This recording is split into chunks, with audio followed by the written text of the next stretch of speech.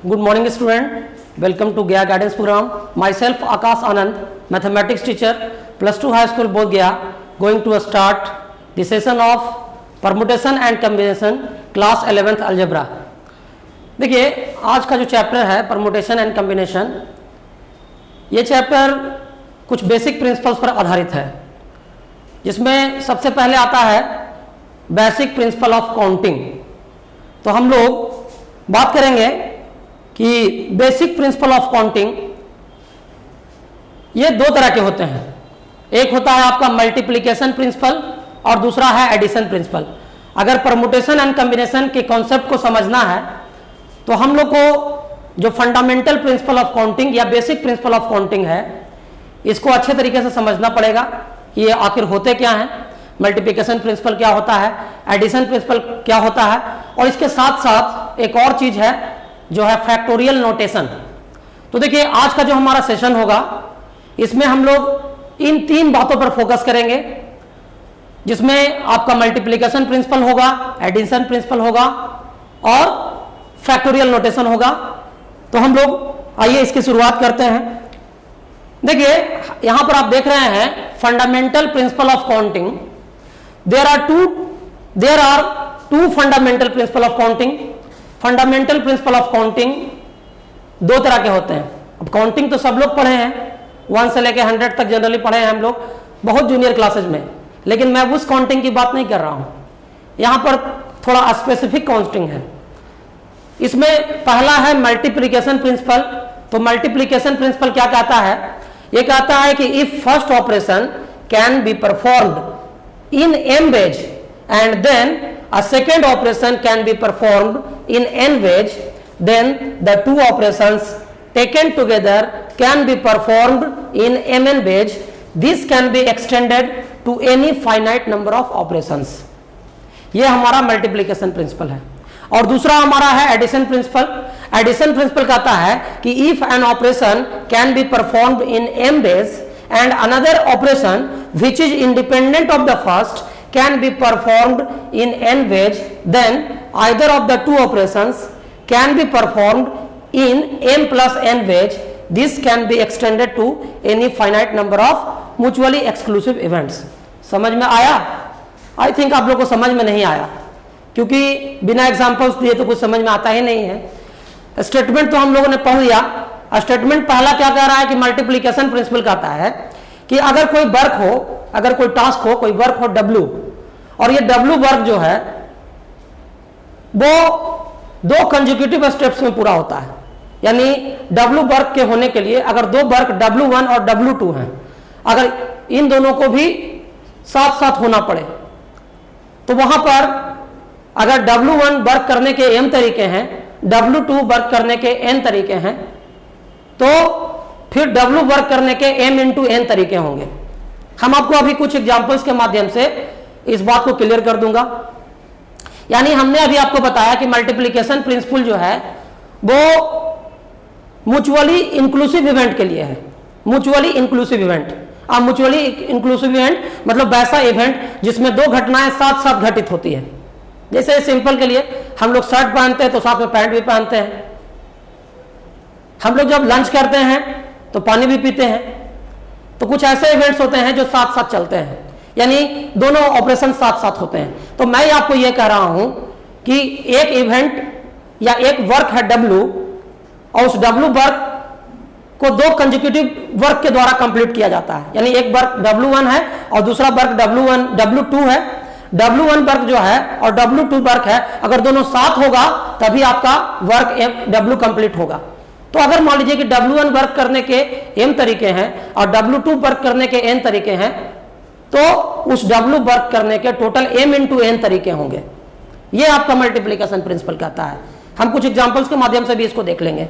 और दूसरा हमने का बताया एडिशन प्रिंसिपल। तो एडिशन प्रिंसिपल में हम बता रहे हैं कि कोई इवेंट है जो दो म्यूचुअली एक्सक्लूसिव इवेंट के द्वारा संपन्न होता है।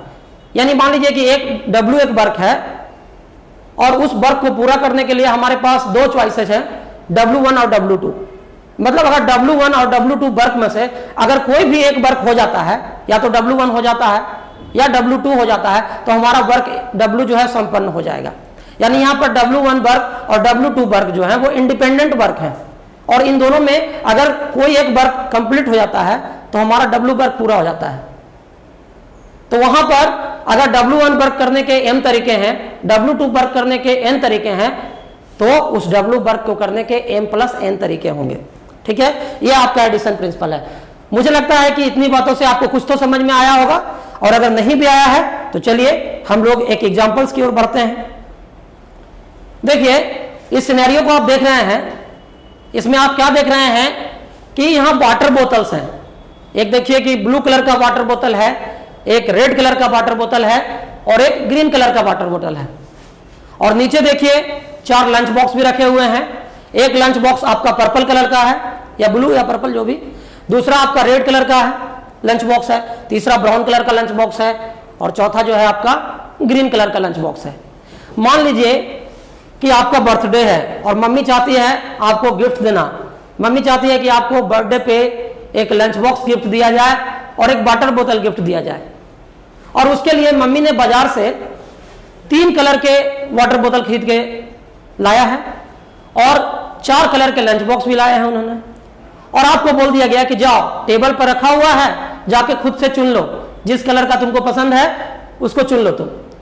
अब देखिए यहां पर समझिए इस चीज को, वाटर बोतल भी बच्चे को मिल रहा है गिफ्ट में, और लंच बॉक्स भी गिफ्ट में मिल रहा है, यानी दोनों कार्य होने हैं। वाटर बोतल भी उसको मिलना है और लंच बॉक्स भी उसको मिलना है, यानी यहां दोनों काम होंगे, दोनों जो है उसको मिलेगा गिफ्ट, है ना।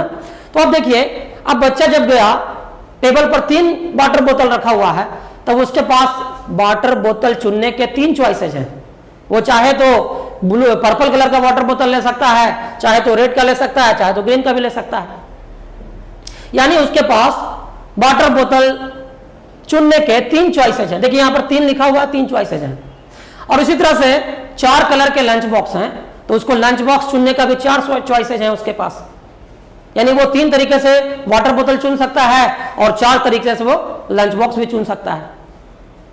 लेकिन अगर वाटर बोतल और लंच बॉक्स दोनों साथ में चुनना है तब उसके पास 12 चॉइसेज होंगे, 4 × 3, यही मल्टीप्लीकेशन रूल है। अब कैसे होगा आप जरा समझ लीजिए। हम एक यहां पर आप यहां पर देख रहे हैं कि 12 चॉइसेस लिखे भी गए हैं, दिखाए भी गए हैं डायग्रामेटिकली। आप देखिए कि ये पर्पल बोतल जो है, इस पर्पल बोतल के साथ हम रेड कलर का लंच बॉक्स ले लें, इस पर्पल बोतल के साथ हम ब्राउन कलर का लंच बॉक्स ले लें, इस पर्पल बोतल के साथ हम ग्रीन कलर का लंच बॉक्स ले लें, इस पर्पल बोतल के साथ हम ब्लू कलर का लंच बॉक्स ले लें, तो ये देखिए हमारे पास 1 2 3 4, यानी पर्पल बोतल के साथ ये 4 डिफरेंट कलर के लंच बॉक्स का हम लोग कॉम्बिनेशन कर सकते हैं। उसी तरह से अगर हम रेड कलर का बॉक्स अगर बच्चा चॉइस में करता है तो रेड के साथ वो रेड टिफिन बॉक्स ले सकता है, रेड के साथ वो ब्राउन टिफिन बॉक्स ले सकता है, रेड वाटर बोतल के साथ वो ग्रीन कलर का टिफिन बॉक्स ले सकता है, या रेड के साथ वो पर्पल ले सकता है। तो यहां भी देखिए 4 चॉइसेस हैं। और तीसरा भी आप देख लीजिए कि ग्रीन के साथ रेड, फिर ग्रीन के साथ ब्राउन, फिर ग्रीन के साथ ग्रीन, और ग्रीन के साथ पर्पल। तो देखिए टोटल मिलाकर 4 4 8 और 4 12 चॉइसेज उसके पास है। ठीक है, तो आपको क्लियर हो गया कि मल्टीप्लिकेशन प्रिंसिपल क्या है ना। चलिए अगर नहीं भी क्लियर हुआ तो चलिए हम एक दूसरा एग्जांपल लेते हैं। मान लीजिए कि यहां पर एक सिनेरियो आप देख रहे हैं, हमने लिखा है पैंट 1 और पैंट 2 और शर्ट 1 शर्ट 2 शर्ट 3। मान लीजिए कि आपके पास 2 पैंट हैं, एक पैंट है P1 और दूसरा पैंट है P2, और आपके पास 3 शर्ट्स हैं। शर्ट्स आपके S1 हैं, S2 हैं और S3 हैं। अब देखिए हम लोग पैंट और शर्ट दोनों हम लोग को पहनना है एक साथ, यानी ये म्यूचुअली इंक्लूसिव इवेंट है, यानी कि पैंट और शर्ट दोनों प्रक्रियाएं साथ साथ होगी, दोनों प्रक्रियाएं होगी।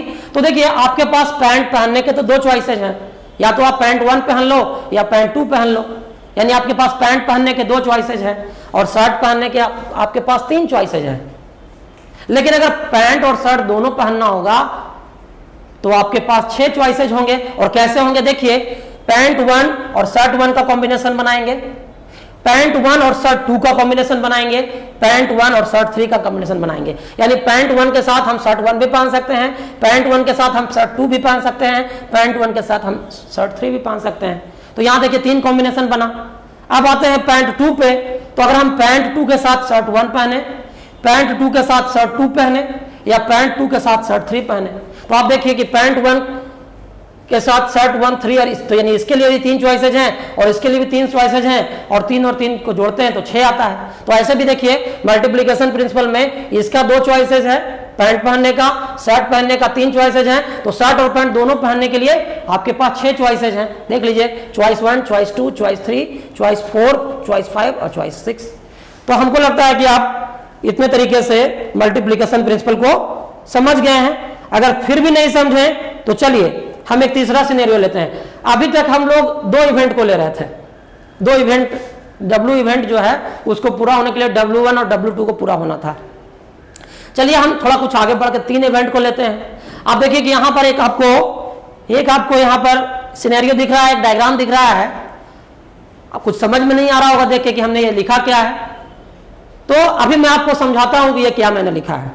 मान लीजिए कि एक स्टूडेंट है, उसको स्कूल जाना है, और स्कूल जाने के लिए उसके पास 2 बैग्स हैं, 2 स्कूल बैग उसके पास हैं, B1 और B2, B1 और B2 2 स्कूल बैग्स हैं। उसके पास 3 टिफिन बॉक्स है, T1, T2, T3। यानी स्कूल जाने के लिए उसके पास 2 बैग्स हैं, B1, B2, 3 टिफिन बॉक्स हैं, T1, T2, T3, और उसके पास 2 वाटर बोतल हैं, W1 एंड W2। अब देखिए कि अगर उसके पास बैग चुनने के 2 तरीके हैं, सॉरी, बैग चुनने के लिए उसके पास 2 चॉइसेज हैं, यानी 2 तरीके से वो बैग चुन सकते हैं। टिफिन बॉक्स चुनने के लिए उसके पास 3 चॉइसेज हैं, और वाटर बोतल चुनने के लिए उसके पास 2 चॉइसेज हैं। अगर यहां पर मल्टीप्लिकेशन प्रिंसिपल लगाएं तो क्या होगा? अगर यानी स्कूल बैग, टिफिन बॉक्स और वाटर बोतल, ये तीनों का कॉम्बिनेशन बनाना है, तो आप मल्टीप्लिकेशन प्रिंसिपल अगर लगाते हैं तो कितना होता है? ये आपका होता है 2 बोतल, 3 tiffin box, 2 bag, 3 tiffin box और 2 वाटर बोतल। अगर मल्टीप्लाई करते हैं तो 2 इंटू 3 इंटू 2, यानी आपका टोटल आता है 12 चॉइसेज। अब ये 12 चॉइसेज कैसे होंगे? ये देखिए एकदम डायग्राम में आसानी से दिखा दिया गया है आपको। ये 12 चॉइसेज हैं।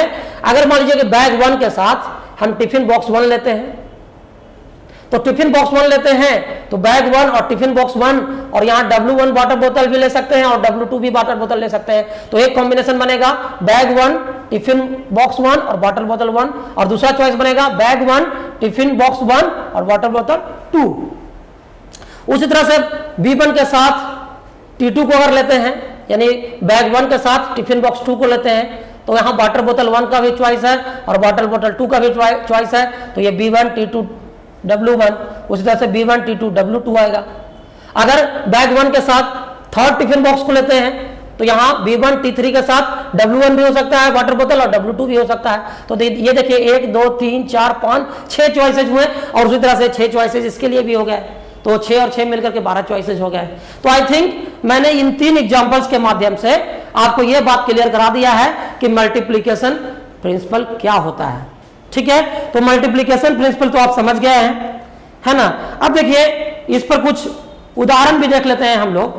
चलिए अब कुछ उदाहरण की ओर बढ़ते हैं, कुछ एग्जांपल्स लेते हैं और हम लोग फिर इसको कंटिन्यू करते हैं फिर आगे। देखिए हमारा एक यहाँ पे प्रश्न है, एक क्वेश्चन ये है कि a hall has 12 gates, a hall has 12 gates, in how many ways can a man enter the hall through 1 gate and come out through a different gate. यानी एक यहां पर एक क्वेश्चन हमारा है कि एक हॉल में 12 गेट्स हैं और एक व्यक्ति को एक गेट से प्रवेश करना है, इंटर करना है, और डिफरेंट गेट से उसको निकलना है। तो अब यहां पूछा जा रहा है कि कितने तरीके से जो है वो इस काम को कर सकता है। यानी आप देखिए कंडीशन क्या है कि एंट्री उसका एक गेट से होगा, लेकिन एग्जिट वो कर सकता है डिफरेंट गेट से। तो मान लीजिए कि हम यहां पर 2 बॉक्सेज बना रहे हैं, ठीक है। एक चॉइस है इंटर करने का, मान लीजिए कि गेट 1, मतलब एक चॉइस है कि गेट में उसको इंटर करना है। तो आप देखिए कि अगर टोटल 12 गेट्स हैं, यानी उसके पास इंटर करने के लिए तो 12 ऑप्शन है, 12 दरवाजे 12 गेट्स हैं उसको इंटर करने के लिए हॉल के अंदर, लेकिन अगर वो इंटर कर गया तो फिर उससे उसको निकलने के लिए तो 11 ही चॉइस बचेगा ना, क्योंकि जिस गेट से वो इंटर किया है अब उस गेट से वो बाहर नहीं निकलेगा, उसके अलावा बाकी जो बचे 11 गेट्स हैं उससे उसको बाहर निकालना है।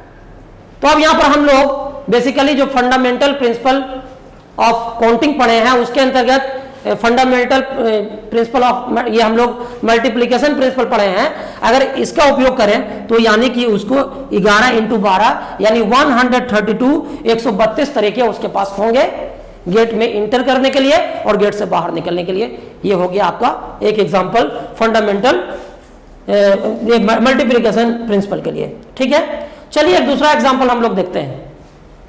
दूसरा एग्जांपल में हम लोग देखते हैं कि मान लीजिए ए बी और सी 3 स्टेशन है। मान लीजिए एक स्टेशन ए है, एक स्टेशन बी है और एक स्टेशन सी है ना। यहां पर देखिए कि अगर स्टेशन ए से स्टेशन बी पर जाने के लिए 5 रास्ते हैं, देखिए स्टेशन ए से स्टेशन बी पर जाने के लिए आपके पास 5 रास्ते हैं, देख रहे हैं, दीज आर द 5 रूट्स, ये 5 रूट्स हैं जिसकी सहायता से आप स्टेशन ए से स्टेशन बी में पहुंच सकते हैं। लेकिन स्टेशन बी से स्टेशन सी में अगर जाना है तो इसके लिए 4 ही रास्ते हैं, देख लीजिए ये 4 रास्ते हैं। अगर मान लीजिए हमारा क्वेश्चन इस तरह से है कि there are 3 stations A B and C, 5 routes for going from station A to station B and 4 routes for going from station B to station C, find the number of different ways through which a person can go from A to C भाया B.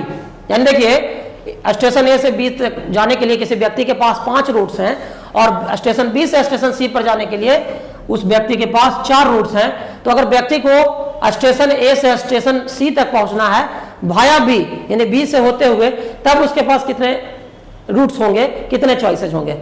बस यहां पर भी वही बात होगा, multiplication principal apply करेंगे। तो मल्टीप्लिकेशन प्रिंसिपल में आप देखिए कि ए से बी तक जाने के लिए कितने चॉइसेज हैं, ए से बी तक जाने के लिए उसके पास 5 चॉइसेज हैं और बी से सी जाने के लिए उसके पास 6 चॉइसेज हैं, सॉरी 4 चॉइसेज हैं। तो अगर उसको ए टू सी जाना है भाया बी तो उसके पास चॉइसेज होंगे 5 इंटू 4 इक्वल टू 20 यानी 20 चॉइसेज होंगे। अब कैसे होंगे जरा देख लीजिए। अगर ये पहले रास्ते को चुनते हैं तो देखिए ए से बी यहां गया और फिर बी से सी यहां गया, तो एक रास्ता तो ये हो गया। दूसरा ए से बी यहां गया और बी से सी जाने के लिए ये रास्ते को चुना, फिर ए से बी इस रास्ते से गया और फिर बी से सी जाने के लिए ये रास्ता चुना। उसी तरह से ए से बी जाने के लिए ये रास्ता चुना और उसी तरह से बी से सी जाने के लिए ये रास्ता चुना, फिर ए से बी जाने के लिए ये रास्ता चुना और बी से सी जाने के लिए ये रास्ता चुना। यानी ये 5 रूट्स जो है इसको इस्तेमाल करते हुए, इसके डिफरेंट रूट का इस्तेमाल करते हुए यहाँ 5 तरीके से हम लोग गए। तो अगर हमारा स्टार्टिंग अगर हर एक रूट से करते जाएंगे ए से बी जाने के लिए तो हमारे पास टोटल कितना चॉइसेज होगा, हमारे पास टोटल 20 चॉइसेज होंगे। आप इसको एनालाइज करके भी देख सकते हैं। ठीक है, तो इस तरह से हम लोग यहाँ पर 2 एग्जांपल्स और रखे हैं जिसके हिसाब से आपको क्लियर हो गया कि मल्टीप्लिकेशन प्रिंसिपल क्या होता है। चलिए मल्टीप्लिकेशन प्रिंसिपल तो हम लोगों ने पढ़ लिया, अब हम लोग आते हैं एडिशन प्रिंसिपल की तरफ। ये एडिशन प्रिंसिपल क्या होता है। अब देखिए यहां पर हम लिखे हैं एडिशन प्रिंसिपल ऑफ काउंटिंग या additional principal of counting. 2 independent jobs, 2 कार्य हैं लेकिन दोनों एक दूसरे से इंडिपेंडेंट हैं। यानी जो पहला काम है उसको करने के m तरीके हैं और दूसरा काम है उसको करने के n तरीके हैं।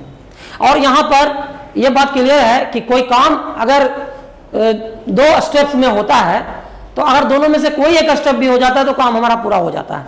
यानी यहाँ पर दोनों वर्क साथ साथ होना जरूरी नहीं है, यहाँ पर आइदर और का सिचुएशन है। यानी हमने आपको कह रहे हैं कि कोई वर्क W1 है और उस कोई वर्क W है, सॉरी कोई वर्क हमारा W है और वो W वर्क पूरा तब होता है जब W1 और W2 ये 2 वर्क्स में कोई एक अगर हो जाता है तो हमारा W जो वर्क है वो पूरा हो जाता है। यानी दोनों वर्क एक दूसरे से इंडिपेंडेंट हैं। तो हम ये कह रहे हैं कि अगर W वर्क है और उसके करने के दो चॉइसेस वर्क हैं W1 और W2, तो W1 करने के M वेज हैं और W2 करने के N वेज हैं और दोनों में से अगर कोई एक होता है तो हमारा काम हो जाता है। तो उस काम को करने के m प्लस n वेज होंगे, और इसीलिए ये कहलाता है एडिशन प्रिंसिपल, क्योंकि यहाँ m प्लस n हुआ है।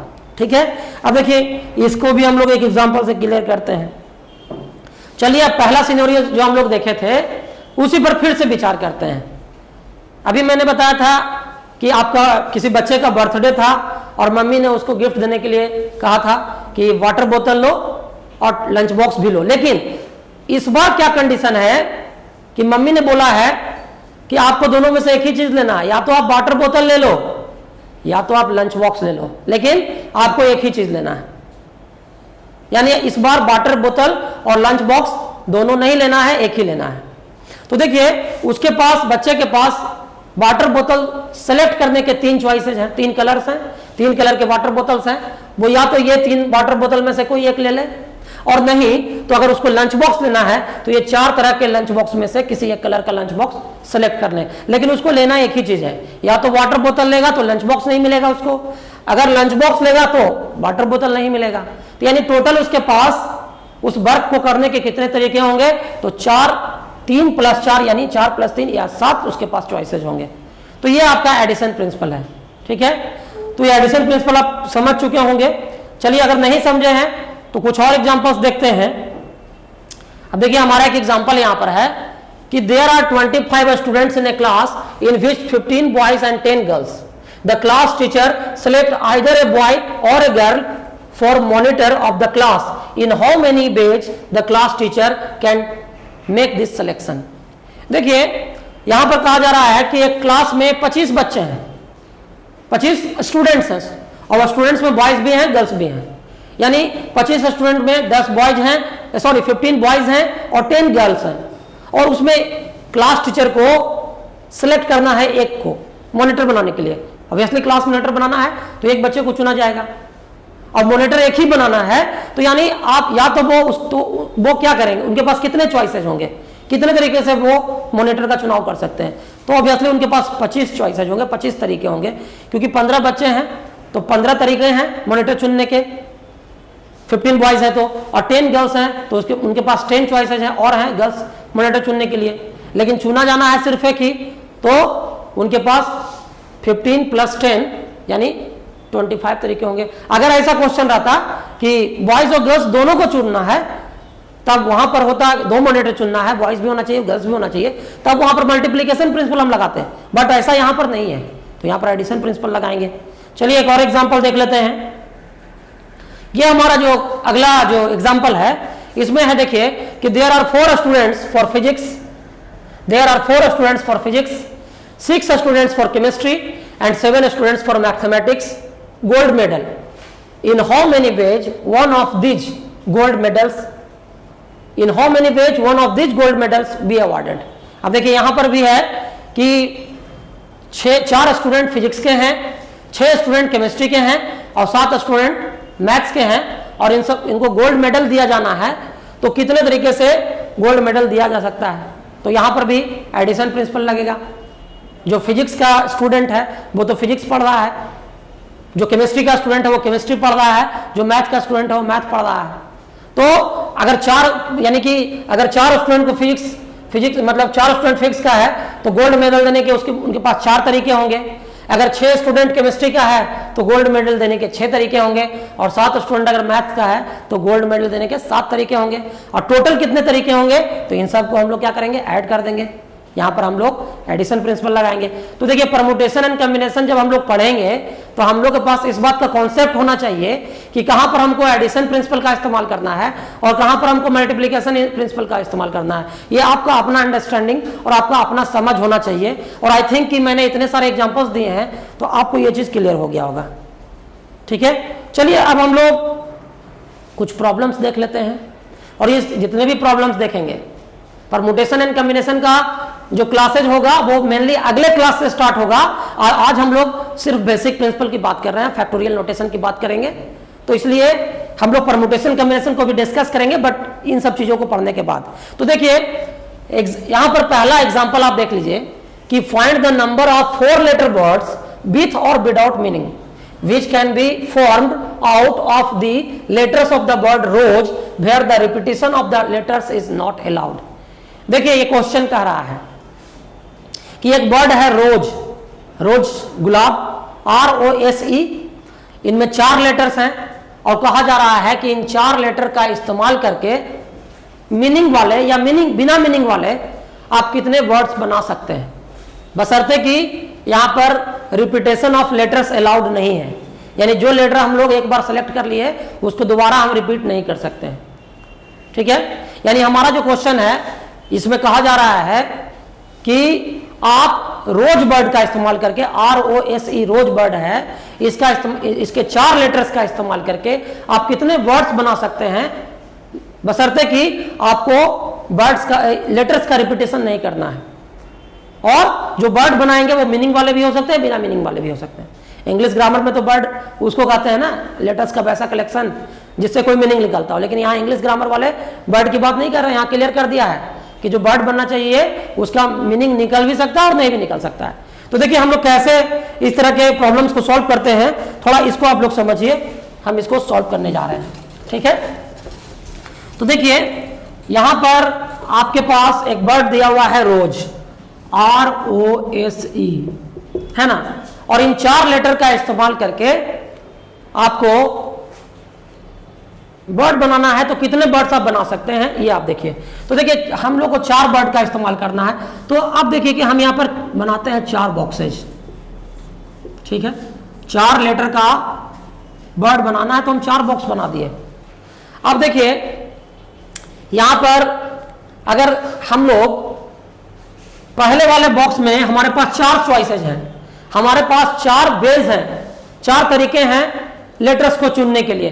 तो अगर पहला बॉक्स को हम 4 लेटर से भर देते हैं, ये पहले बॉक्स को हम 4 लेटर से भर देते हैं, क्योंकि हमारे पास 4 चॉइसेज हैं, 4 लेटर्स के चॉइसेज हैं, तो पहले वाले बॉक्स को हम 4 लेटर से भर दिए हैं। तो दूसरा बॉक्स जो भरना है, इसको भरने के लिए तो हमारे पास 3 ही चॉइस बचेगा, क्योंकि एक लेटर तो ऑलरेडी यहां भर चुके हैं हम, एक लेटर को हम यहां पर ऑलरेडी भर चुके हैं, तो हमारे पास 3 ही चॉइसेज हैं इस बॉक्स को भरने के लिए, सेकंड नंबर वाले बॉक्स को भरने के लिए।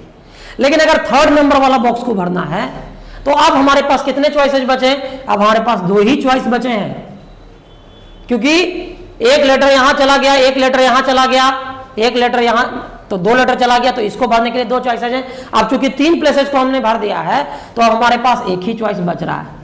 तो अब देखिए यहां पर हमारे पास कितने चॉइसेज, मतलब अगर हम काउंट करेंगे कितने वर्ड्स बन सकते हैं, तो हमारे पास यहां पर लगाना पड़ेगा क्या, टोटल नंबर ऑफ वर्ड जो होंगे वो बनाना है। तो यहां पर हम लोग लगाएंगे मल्टीप्लीकेशन प्रिंसिपल, और तरीका हो जाएगा 4 × 3 × 2 × 1। तो हमारे पास आ जाएंगे 4 3 12, 12 2 24 × 1 24, यानी 24 वर्ड्स का फॉर्मेशन हो सकता है। यानी रोज वर्ड के 4 लेटर्स का इस्तेमाल करके हम 4 लेटर्स के कितने वर्ड बना सकते हैं, जो मीनिंगफुल भी हो सकते हैं या बिना मीनिंग के भी हो सकते हैं। तो हमारे पास 24 वर्ड्स बना सकते हैं उससे हम लोग। ठीक है, ये क्लियर हो गया। चलिए एक अगले क्वेश्चन की ओर बढ़ते हैं। देखिए अगला जो हमारा क्वेश्चन है, ये क्वेश्चन कहता है कि given 4 flags of different colours, how many different signals can be generated if a signal requires use of 2 flags, one below the other। यहां पर कहा जा रहा है कि 4 अलग अलग रंग के 4 डिफरेंट कलर के फ्लैग दिए हुए हैं, और इसमें से 2 डिफरेंट कलर के फ्लैग्स का इस्तेमाल करके एक के नीचे एक लगा करके आप सिग्नल बना सकते हैं। तो यहां कहा जा रहा है कि कितने डिफरेंट सिग्नल्स को जनरेट किया जा सकता है। तो देखिए यहां पर 4 कलर के आपके पास फ्लैग्स हैं। देखिए कैसे बनाएंगे इसको, थोड़ा समझिए इस चीज को। आपके पास 4 डिफरेंट कलर के फ्लैग्स हैं, लेकिन आपको 2 ही फ्लैग का इस्तेमाल करना है। तो देखिए अगर मान लीजिए कि ये पहला फ्लैग हमारा है और ये हमारा दूसरा फ्लैग है, 2 ही फ्लैग का इस्तेमाल करना है। तो आपके पास 4 डिफरेंट कलर के फ्लैग्स हैं, और एक फ्लैग के नीचे दूसरे कलर का डिफरेंट कलर का फ्लैग लगाना है।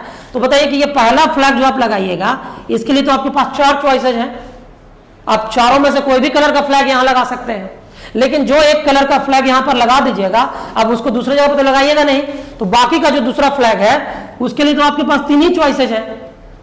तो टोटल आप कितना सिग्नल बना सकते हैं, फिर से यहां पर मल्टीप्लीकेशन प्रिंसिपल लगेगा और 4 × 3 यानी 12 तरीके होंगे। तो आप 12 डिफरेंट सिग्नल को आप बना सकते हैं यहां पर, ठीक है। तो ये भी आपका मल्टीप्लीकेशन प्रिंसिपल पर ही आधारित था। चलिए अब हम लोग अगले प्रश्न की ओर बढ़ते हैं। देखिए अगला प्रश्न जो है, देखिए अभी क्वेश्चन चूंकि हमारा परमुटेशन एंड कॉम्बिनेशन चूंकि बिगिनिंग में चल रहा है, और हम लोग जब भी कोई चैप्टर स्टार्ट करते हैं तो पहले क्वेश्चन का 3 लेवल होता है। पहला बिगिनर्स लेवल होता है जिसमें आपको क्वेश्चन एकदम इजी होते हैं, जिसको बोलते हैं कि लॉलीपॉप क्वेश्चन है, एकदम इजीली बन जाएगा। फिर उसके बाद क्वेश्चन का लेवल थोड़ा सा इंटरमीडिएट लेवल होता है, यानी मॉडरेट लेवल का क्वेश्चन फिर बनता है।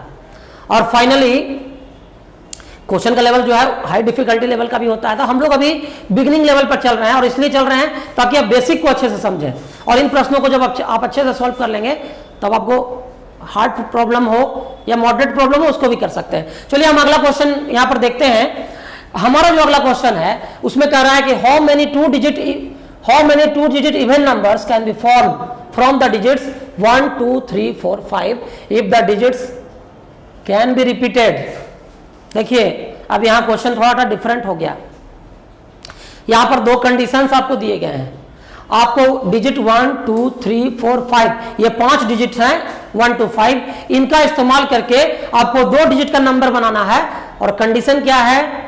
कंडीशन है कि जो आप 2 डिजिट का नंबर बनाइएगा वो इवन नंबर होना चाहिए। और दूसरा कंडीशन आपको है कि आप डिजिट को रिपीट भी कर सकते हैं, यानी आप एक डिजिट को अगर इस्तेमाल कर लिए हैं तो दोबारा भी इसको इस्तेमाल कर सकते हैं, यानी यहां पर रिपीटेशन ऑफ डिजिट अलाउड है। तो कैसे बनाएंगे जरा देख लीजिए, आप इसको भी समझ लीजिए अच्छे तरीके से। इस तरह का प्रश्न अगर रहेगा तो कैसे होगा। देखिए अभी तक जो भी हम क्वेश्चन बनाए उसमें रिपीटेशन अलाउड नहीं था, लेकिन अब अभी जो क्वेश्चन हम बनाने जा रहे हैं इसमें रिपीटेशन अलाउड है। देखिए 1 2 3 4 5 है ना, ये 5 डिजिट दिए गए हैं, इनका इस्तेमाल करके आपको 2 डिजिट का नंबर बनाना है। तो देखिए ये यूनिट प्लेस है डिजिट का, सॉरी नंबर का, और ये टेंस प्लेस है। देखिए यूनिट प्लेस जो है इस पर देखिए अभी हमको कहा जा रहा है कि हमको 2 डिजिट का नंबर बनाना है, लेकिन जो नंबर होना चाहिए वो इवन नंबर होना चाहिए। तो कोई भी नंबर 2 डिजिट का नंबर इवन नंबर कब होगा? जब उसके यूनिट प्लेस पर कोई इवन नंबर इवन डिजिट हो। तो देखिए हमारे पास चॉइसेस हैं 2 और 4, यानी हम यहाँ पर ये जो यूनिट प्लेस है उसको 2 से भी भर सकते हैं और 4 से भी भर सकते हैं, यानी इसके भरने के लिए हमारे पास 2 चॉइसेज हैं। क्योंकि हम 1 3 और 5 वहां पर रख नहीं सकते, क्योंकि अगर हम यूनिट प्लेस पर 1 3 और 5 रख देंगे तो हमारा जो 2 डिजिट का नंबर बनेगा वो ऑड हो जाएगा। लेकिन क्वेश्चन में कहा जा रहा है कि आपको 2 डिजिट का इवन नंबर बनाना है। तो इवन नंबर बनाना है इसलिए हमको यूनिट प्लेस पर क्या रखना पड़ेगा? हम लोग को यूनिट प्लेस पर इवन डिजिट रखना पड़ेगा, और जो कि हमारे पास 2 चॉइसेज हैं, 2 भी रख सकते हैं 4 भी रख सकते हैं, तो ये 2 चॉइसेज हैं। लेकिन अब ये जो टेंस प्लेस है, इस टेंस प्लेस पर हम कोई भी डिजिट रख सकते हैं, क्योंकि यहाँ पर रिपीटेशन अलाउड है। ऐसा नहीं है कि जो डिजिट को हमने यहाँ यूज कर लिया अब हम इसको यूज नहीं कर सकते हैं इस बॉक्स को भरने के लिए। यहाँ पर रिपीटेशन अलाउड है, बार बार कहा जा रहा है कि रिपीटेशन यहाँ पर अलाउड है। तो हमारे पास इसको भरने के लिए अभी 5 में से कोई भी डिजिट ले सकते हैं, तो हमारे पास 5 चॉइसेज हैं। तो हमारा टोटल नंबर ऑफ जो नंबर बनेगा वो 5 × 2 हो जाएगा मल्टीप्लीकेशन प्रिंसिपल से, यानी 10 ऐसे नंबर्स बनेंगे। ये हमारा आंसर 10 होगा। देखिए मैं आपको ये व्हाइट बोर्ड पे शॉर्ट में बता रहा हूं, लेकिन प्रॉब्लम बनाते समय आप थोड़ा लैंग्वेज लिख करके बनाएंगे। तो आप देखिए ब्लैक बोर्ड पे आप स्लाइड में भी देख सकते हैं कि लैंग्वेज के साथ बनाया गया है। लैंग्वेज तो आप खुद से लिख सकते हैं। देखिए किस तरह से सॉल्व किया है। There will be as many ways as there are ways of filling 2 vacant places in succession by the 5 given digits. Here in this case we start filling in units place because of the option for this place is 2 and 4 only, and this can be done in 2 ways, following which the tens place can be filled by any of the 5 digits in 5 different ways as the digits can be repeated. Therefore by the multiplication principle the required number of 2 digits even numbers is equal to 2 × 5. देखिए language तो आप कैसे भी लिख सकते हैं, तरीका जो हम बोर्ड पे बताए हैं आप उसका इस्तेमाल करिए और इस तरह से बना सकते हैं। चलिए एक और क्वेश्चन देख लेते हैं। अब ये जो क्वेश्चन हम लिए हैं ना, अब इसमें हम अभी तक जितना भी क्वेश्चन बनाए इसमें सिर्फ मल्टीप्लिकेशन प्रिंसिपल का यूज हो रहा था। अब आप लोग कहोगे कि मल्टीप्लिकेशन प्रिंसिपल का तो यूज हुआ लेकिन एडिशन प्रिंसिपल का यूज नहीं हुआ। तो चलिए अब उसका भी एक क्वेश्चन देख लेते हैं। देखिए हम जो प्रॉब्लम्स आपको बता रहे हैं वो जस्ट एग्जांपल बता रहे हैं। मैथ में कॉन्फिडेंस बिल्डअप तभी होगा जब आप जितना ज्यादा से ज्यादा मैथ्स बनाइएगा। Practice makes a man perfect. आप जितना ज्यादा क्वेश्चन सॉल्व करिएगा, इसलिए मैंने चैप्टर के अंत में आपको एनसीईआरटी टेक्स्ट बुक का 2 एक्सरसाइज भी होमवर्क के रूप में दिया है। आप उसको अगर सॉल्व करेंगे तो निश्चित रूप से आपके अंदर परमुटेशन एंड कॉम्बिनेशन के इन टाइप्स के प्रॉब्लम को सॉल्व करने का स्किल डेवलप होगा। चलिए अगले क्वेश्चन की ओर बढ़ते हैं। अगला क्वेश्चन जो है वो है find the number of different signals that can be generated by arranging at least 2 flags in order, one below the other, on a vertical staff if 5 different flags are available। देखिए कि यहाँ क्या कहा जा रहा है। यहाँ कहा जा रहा है कि यहाँ पर आपको कहा जा रहा है कि आपके पास 5 डिफरेंट कलर के फ्लैग्स हैं।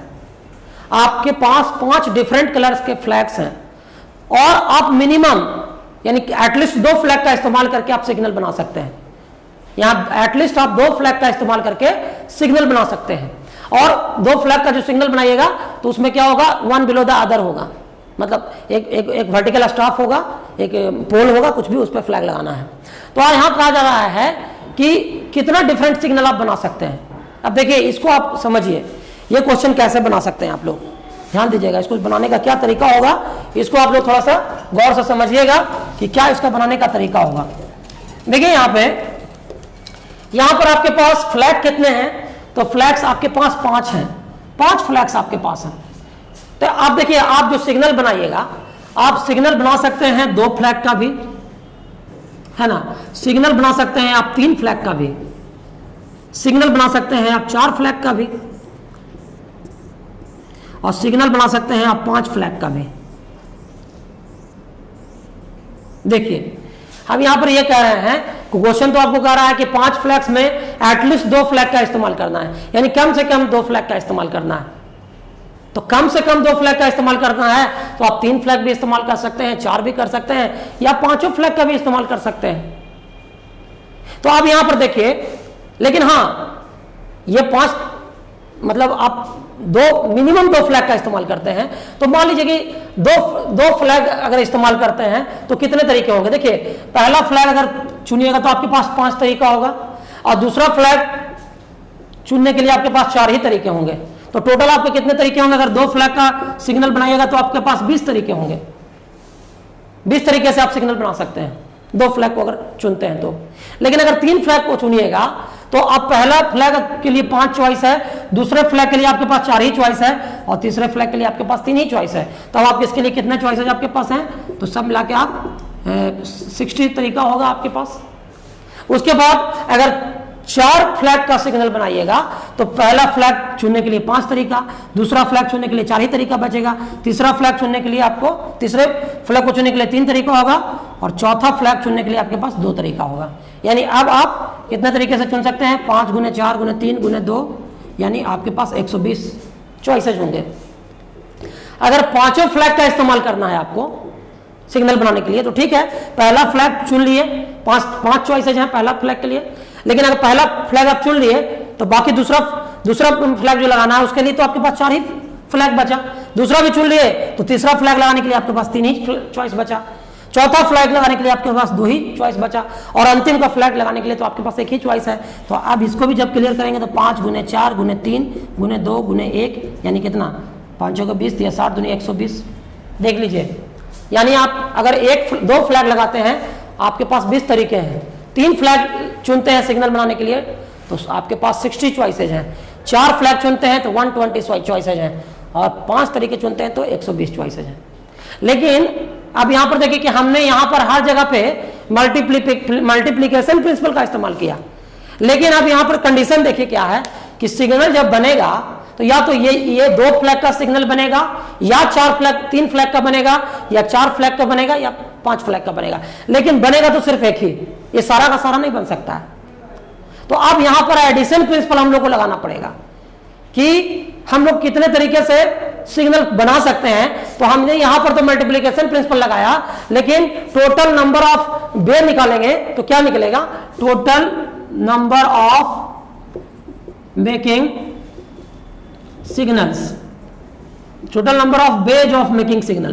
तो आप यहां पर क्या करेंगे, 20 + 60 प्लस 120 और प्लस 120 करेंगे तो आपका आ जाएगा 320, ये 320 आ जाएगा। ठीक है, तो हम यहाँ पर लास्ट में एडिशन प्रिंसिपल क्यों लगाए? एडिशन प्रिंसिपल ये लगाया, देखिए पहला जो था उसमें मल्टीप्लिकेशन प्रिंसिपल लगाया, लेकिन सेकंड में हम लोग एडिशन प्रिंसिपल ये लगाया क्योंकि हम लोग को ये 4 चॉइसेस जो फ्लैग लगाने के हैं, सिग्नल लगाने के हैं, उसमें कोई एक ही का ना इस्तेमाल करेंगे तो यहाँ पर एडिशन प्रिंसिपल लगेगा। फिर चलिए ठीक है, इस तरह से हम लोग आज के सेशन का फर्स्ट पार्ट कंप्लीट किए हैं। अभी सेकंड पार्ट में हम लोग इंटर करेंगे। अब सेकंड पार्ट क्या है, चलिए उसमें हम लोग इंटर करते हैं। अब इसमें अगला जो पार्ट हमारा है वो है फैक्टोरियल नोटेशन। फैक्टोरियल नोटेशन क्या होता है? तो देखिए हम लोग अब जो है फैक्टोरियल नोटेशन की बात करते हैं।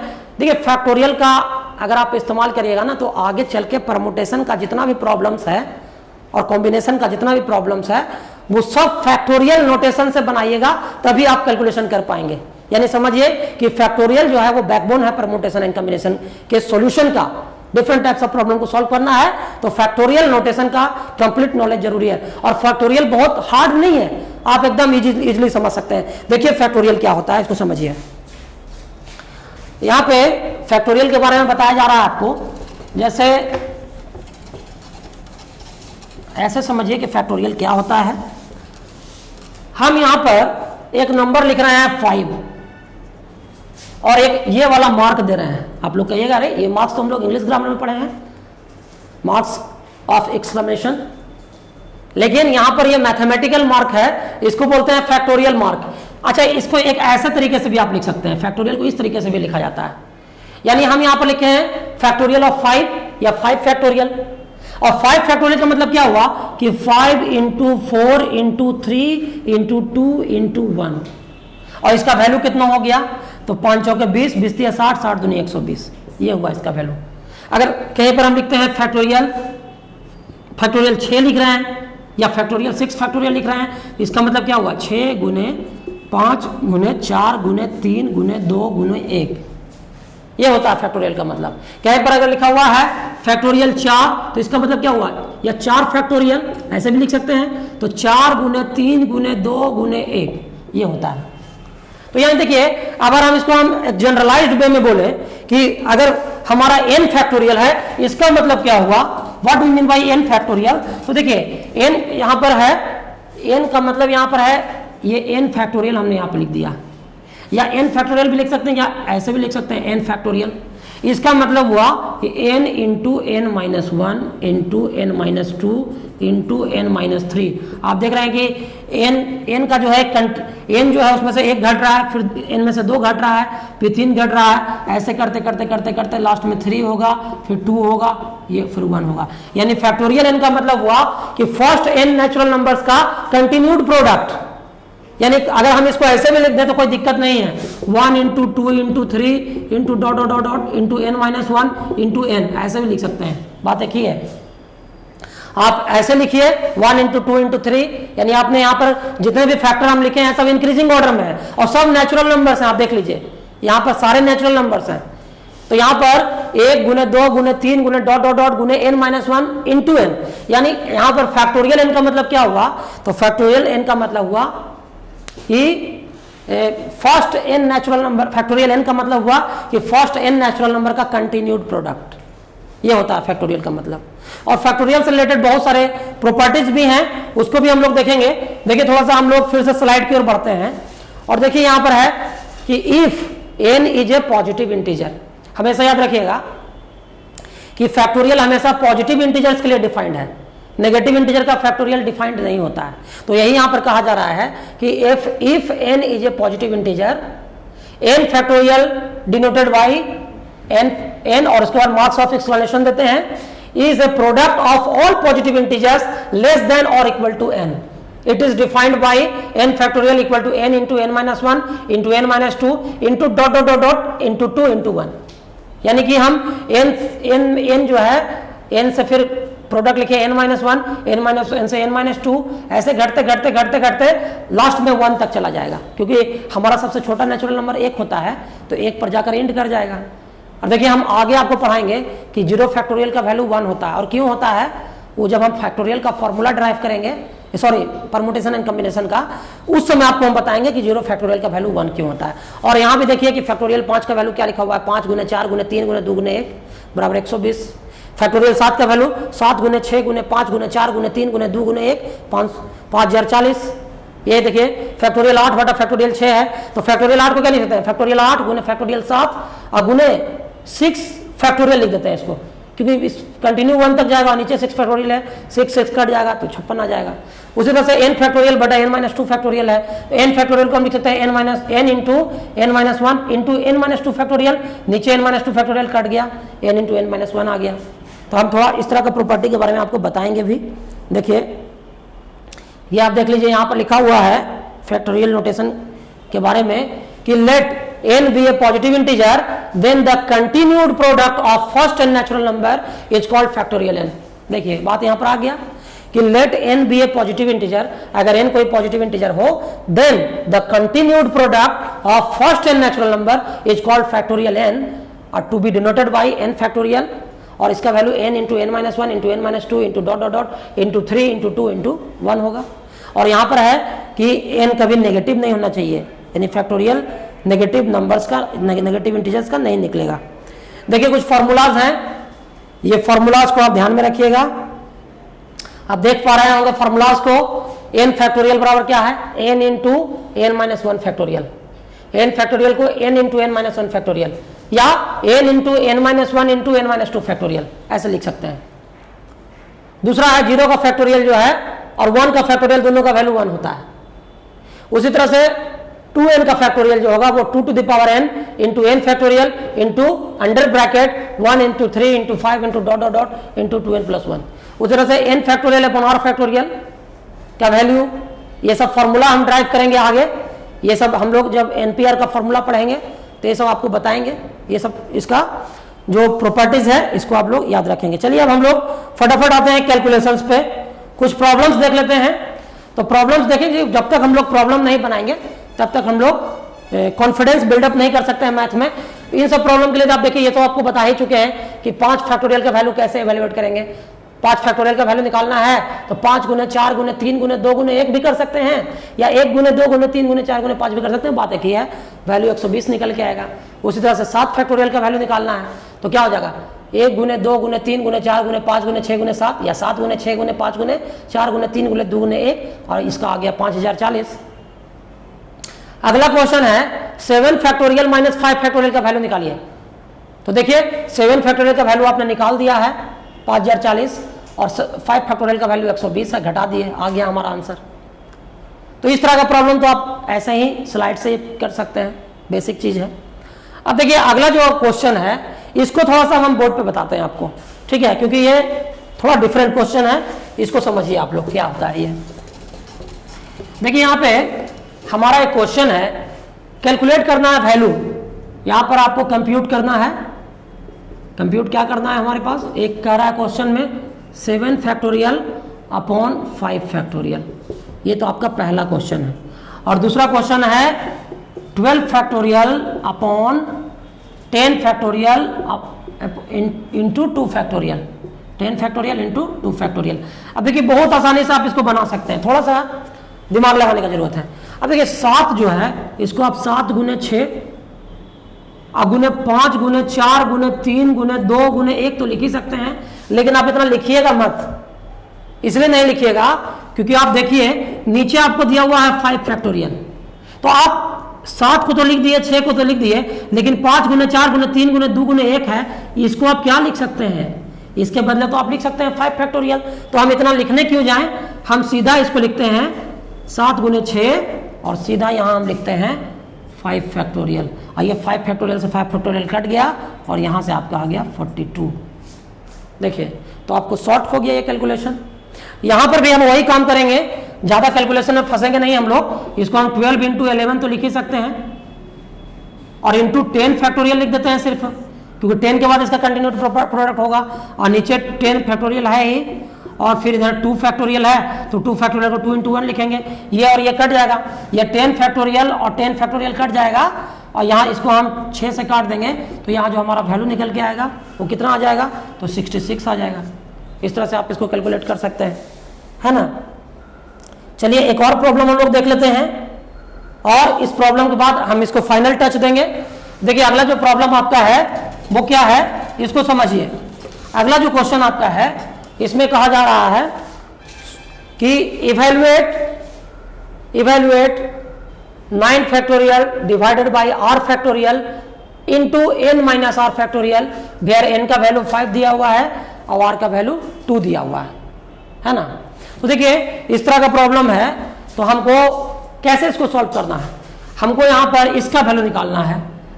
हमको n factorial divided by r factorial और n माइनस r फैक्टोरियल, इसका वैल्यू निकालना है ना। और n का वैल्यू आपको दिया हुआ है 5 और r का वैल्यू यहाँ दिया हुआ है 2। चलिए देखिए, तो हम यहाँ पर क्या लिख सकते हैं, इसको 5 फैक्टोरियल लिख सकते हैं, इसको हम 2 फैक्टोरियल लिख सकते हैं, और n माइनस r का वैल्यू क्या लिख सकते हैं, इसको हम लोग 3 फैक्टोरियल लिख सकते हैं, है ना। देखिए n बराबर हमने 5 पुट किया, r बराबर 2 पुट किया, और 5 माइनस 2 यहाँ 3 फैक्टोरियल हो गया। अब देखिए इसको हम क्या लिख सकते हैं, 5 गुने 4 और गुने इसको हम 3 फैक्टोरियल तो लिख ही सकते हैं, और इसको हम लोग 2 फैक्टोरियल को 2 गुने 1 लिख सकते हैं, और इसको 3 फैक्टोरियल छोड़ देते हैं, इससे ये कट गया, ये 2 और में कट गया, यहाँ हमारा 10 निकल के आ गया वैल्यू। ठीक है, एक और एग्जाम्पल हम लोग देख लेते हैं, ये लास्ट क्वेश्चन। अब देखिए इस तरह का क्वेश्चन, तो आप फैक्टोरियल तो सिंपल चीज है, आई थिंक सबको समझ में आ गया होगा।